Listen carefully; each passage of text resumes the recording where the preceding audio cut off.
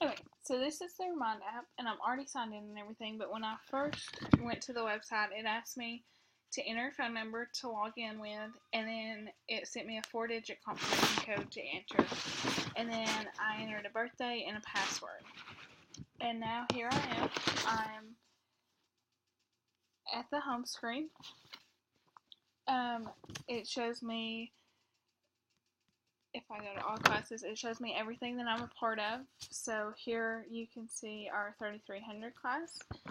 And if you click on it, you can see the class name, so which class it's for, who sent the message, and the date and the time that it was sent.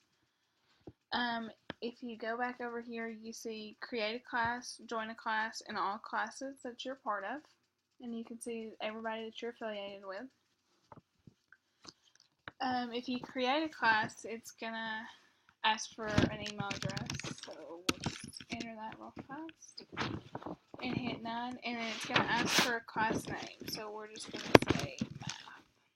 And then it's going to give you a class code, and of course if you were affiliated with a school you would click that, but I'm not.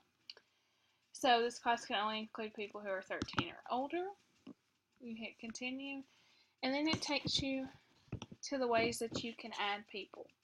So you can actually enter their name and their email address or phone number, or you can give them, which I think this would be the way to go. You would hand this out to your students, and it tells how they can sign up, or there's in-person instructions, and they would text this code to this number, or if you have an email, you would send this link to the email. So we're going to be done with that. You also get a disclaimer on the app when you submit a class that tells you that your administrator will be able to see message history for any class. So once you have that, if you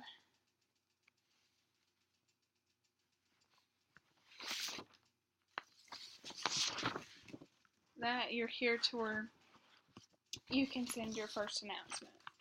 So you would send this message, and you can actually set a schedule, and you can tell when you want to send it. You do see a character count here, so that's kind of a con of the app, but you can get around that by uploading a file or a video. You can add that, and that allows you, and you can send it. So we're going to discard that. You see your people,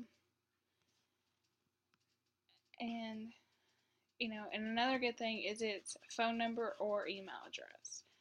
So that's a little bit of how to use that.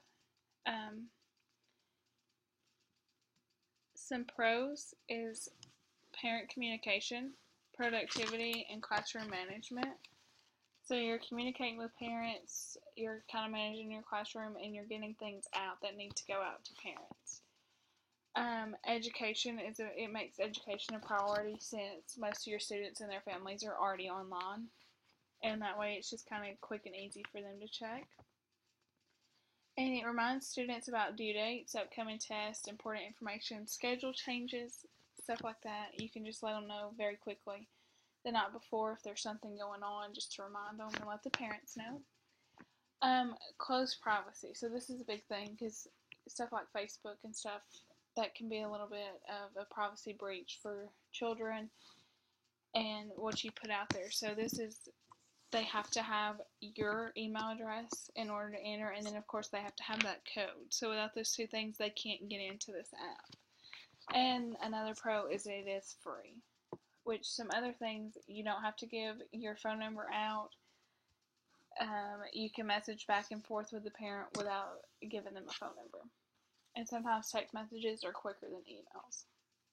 Some cons are some students and families, of course, do not have access to being online or texting, so that could be a disadvantage.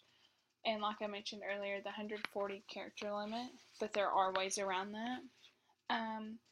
The no editable calendar, so there is a calendar that you can look at, but you can't freely edit it. So you would have to upload a file, and of course if you upload a file and that changes, you'll have to re-upload. and getting students and parents to opt in. So sometimes students and parents don't always buy into things, and that can be a disadvantage if you're on there and somebody didn't buy in and they're not on there getting the information. So overall, I think it's a very easy